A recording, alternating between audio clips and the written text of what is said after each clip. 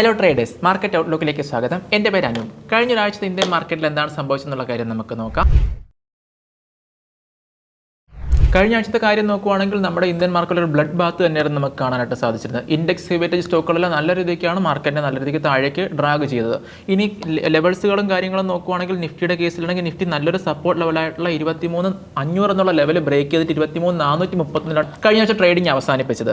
ഇനി support levels നോക്കുവാണെങ്കിൽ നിഫ്റ്റിക്ക് താഴെ 23,200 ലെവലോട് നല്ല സപ്പോർട്ടായിരിക്കും. അതുപോലെ തന്നെ 22,800 ആയിരിക്കും ഏറ്റവും നല്ലൊരു സപ്പോർട്ടായിട്ട് കാണാനായിട്ട് സാധിക്കുന്നത്. റെസിസ്റ്റൻസ് ലെവൽ അടുത്തൊരു വീക്കിലേക്ക് നോക്കുകയാണെന്നുണ്ടെങ്കിൽ 23,700 24,000 ആയിരിക്കും അടുത്ത നല്ലൊരു റെസിസ്റ്റൻസ് ആയിട്ട് കാണാനായിട്ട് സാധിക്കുന്നത്. കഴിഞ്ഞ ആഴ്ചത്തെ ലെവലിൽ നോക്കുകയാണെങ്കിൽ നിഫ്റ്റിയുടെ കേസിൽ മാത്രം 2.39% ഒരു ഫോളാണ് നമുക്ക് കാണാനായിട്ട് സാധിക്കുന്നത്. ഇനി ബാങ്ക് നിഫ്റ്റിയുടെ കേസ് നോക്കുകയാണെങ്കിൽ ബാങ്ക് നിഫ്റ്റി 48,734 എന്നുള്ള ലെവലിലാണ് ക്ലോസ് ആയിരിക്കുന്നത്. 48,734 എന്നുള്ള ലെവലിലാണ് ക്ലോസ് ആയിരിക്കുന്നത്. തൊട്ട് താഴത്തെ സപ്പോർട്ട് നോക്കുകയാണെങ്കിൽ 48,200 47,500 ഇനി വരുന്ന സപ്പോർട്ട് ലെവലായിട്ടുള്ളത്. റെസിസ്റ്റൻസിൻ്റെ കേസ് നോക്കുകയാണെങ്കിൽ 49,000 50,000 നല്ല റെസിസ്റ്റൻസ് ആയിട്ട് ബാങ്ക് നിഫ്റ്റിക്ക് കാണാനായിട്ട് സാധിക്കും. ഇനി ഫിൻ നിഫ്റ്റിയുടെ കേസിലേക്ക് നോക്കുകയാണെങ്കിൽ ഫിൻ നിഫ്റ്റി 22,730 ക്ലോസ് ചെയ്തിരിക്കുന്നത്. സപ്പോർട്ട് ലെവൽ 22,500 22,000 ഒരു നല്ല സപ്പോർട്ട് ആക്ട് ചെയ്യാൻ ചാൻസ് ഉണ്ട്. റെസിസ്റ്റൻസ് ലെവൽ നോക്കുകയാണെങ്കിൽ ഫിൻ നിഫ്റ്റിയുടെ കേസിൽ 22,200 23,700 നല്ലൊരു റെസിസ്റ്റൻസ് ആയിട്ട് കാണാനായിട്ട് സാധിക്കുന്നത്. ഇനി ബ്രോഡർ ടേം ട്രെൻഡ് നോക്കുകയാണെന്നുണ്ടെങ്കിൽ മിഡ് ക്യാപ് നിഫ്റ്റി കഴിഞ്ഞ ഒരാഴ്ച 5.39% ഫോൾ ആയിരിക്കുന്നത്. സെൻസെക്സിൻ്റെ കേസ് നോക്കുകയാണെങ്കിൽ സെൻസെക്സ് ക്ലോസ് ആയിരിക്കുന്നത് 77,378 78,000 ബ്രേക്കായാണ് ക്ലോസ് ചെയ്തിരിക്കുന്നത്. സപ്പോർട്ട് ലെവൽ 77,000 76,600 റെസിസ്റ്റൻസിൻ്റെ കേസ് നോക്കുകയാണെങ്കിൽ റെസിസ്റ്റൻസ് 77,900 78,500 റെസിസ്റ്റൻസ് ലെവൽസ് സെൻസെക്സിൽ. കഴിഞ്ഞ ഒരാഴ്ചത്തെ കേസ് നോക്കുകയാണെങ്കിൽ ഇൻഡെക്സ് ഹെവിവേറ്റേജ് സ്റ്റോക്കുകളുടെ Q3 റിസൾട്ട് വന്നു തുടങ്ങിയിട്ടുണ്ട്. TCSൻ്റെ റിസൾട്ടാണ് ആദ്യമായിട്ട് വന്നിരിക്കുന്നത്.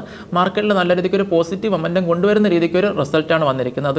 അതിനെ തുടർന്ന് വെള്ളിയാഴ്ച നിഫ്റ്റി നല്ലൊരു മൊമെൻറ്റം കാഴ്ചവെച്ച് നമുക്ക് കാണാനായിട്ട് സാധിച്ചിട്ടുണ്ട്. ഇനി കഴിഞ്ഞ ആഴ്ച ഗ്ലോബൽ മാർക്കറ്റിനെ സ്വാധീനിച്ച പ്രധാന ഘടകങ്ങൾ ഏതൊക്കെയാണെന്ന് നോക്കാം. റഷ്യ യുക്രൈൻ കോൺഫ്ലിക്റ്റ് വീണ്ടും തുടരുക തന്നെയാണ് ചെയ്യുന്നത്.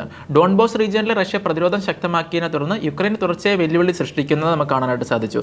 കനത്ത നാശനഷ്ടങ്ങൾ ഉണ്ടായിട്ടും റഷ്യ തങ്ങളുടെ സൈനിക ബലം ശക്തിപ്പെടുത്തുന്നതായിരുന്നു യുക്രൈൻ നേരിട്ട ഏറ്റവും വലിയൊരു വെല്ലുവിളി. സിറിയയിലെ അസദ് ഭരണകൂടത്തിന്റെ താഴ്ചയെ തുടർന്ന് മിഡിൽ ഈസ്റ്റിൽ ഒരു ജിയോ പൊളിറ്റിക്കൽ ടെൻഷൻ ഉടവായിട്ടുണ്ട്. ഇനി US മാർക്കറ്റിലേക്ക് നോക്കുകയാണെങ്കിൽ കഴിഞ്ഞ ഒരാഴ്ച ഫോറക്സും കമ്മോഡിറ്റി മാർക്കറ്റും നല്ല രീതിക്ക് ഒരു വോളറ്റാലിറ്റിയാണ് കാഴ്ചവെച്ചിരിക്കുന്നത്. US ഭരണമാറ്റത്തെ തുടർന്ന് ചൈന അവരുടെ അതിർത്തി പ്രദേശങ്ങളിൽ മിലിറ്ററി ആക്ടിവിറ്റി ശക്തമാക്കുന്നത് നമുക്ക് കാണാനായിട്ട് സാധിച്ചു.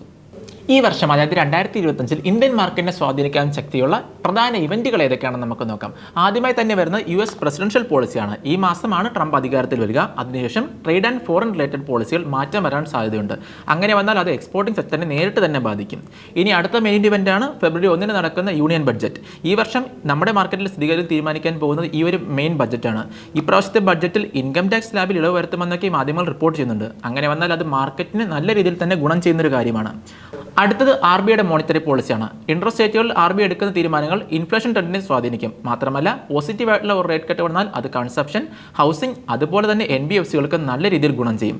അടുത്ത ജിയോ പൊളിറ്റിക്കൽ ഡെവലപ്മെന്റ്സ് ആണ്. നിലവിൽ യുക്രൈൻ്റെയും അതുപോലെ മിഡിൽ ഈസ്റ്റിൻ്റെയും ജിയോ പൊളിറ്റിക്കൽ ടെൻഷനിൽ തുടർന്നാൽ ഗ്ലോബൽ സപ്ലൈ ചെയിനും കമ്മോഡിറ്റി മാർക്കറ്റിനെയും അത് ബാധിക്കും. ഇനി 2025 ഡൽഹിയിലും ബീഹാറിലും നടക്കുന്ന അസംബ്ലി ഇലക്ഷൻ ഇൻവെസ്റ്റർ സെന്റിമെന്റിനെ സ്വാധീനിക്കാൻ നല്ല കെൽപ്പുള്ള കാര്യങ്ങളാണ്.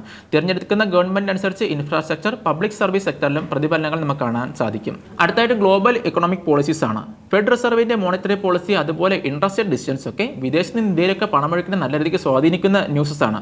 US ഇൻട്രസ്റ്റ് റേറ്റിൽ കുറവ് വന്നാൽ വളർന്നു വരുന്ന സാമ്പത്തിക ശക്തിയായ ഇന്ത്യ പോലുള്ള രാജ്യങ്ങൾ കൂടുതൽ ഫോറിൻ ഇൻവെസ്റ്റേഴ്സിന് വരുന്നതിന് കാരണമാകും. Corporate earnings and economic growth, defence sector development, digital payment expansion, foreign institution investors flows തുടങ്ങിയ കാര്യങ്ങൾ ഇന്ത്യൻ സ്റ്റോക്ക് മാർക്കറ്റിനെ ഏറ്റവും അധികം സ്വാധീനിക്കുന്ന കാര്യങ്ങളാണ്. ഈ ഒരു വർഷം മാർക്കറ്റിൽ ട്രേഡ് ചെയ്യാൻ വേണ്ടി പോകുന്ന ആൾക്കാർ ഇതുപോലുള്ള ന്യൂസസും കാര്യങ്ങളും ശ്രദ്ധിക്കുക. ഇതെല്ലാം നമ്മുടെ മാർക്കറ്റിനെ തന്നെ നല്ല രീതിക്ക് ഇമ്പാക്റ്റ് ഉണ്ടാക്കാനായിട്ട് ചാൻസ് ഉള്ള ന്യൂസസ് ആണ്.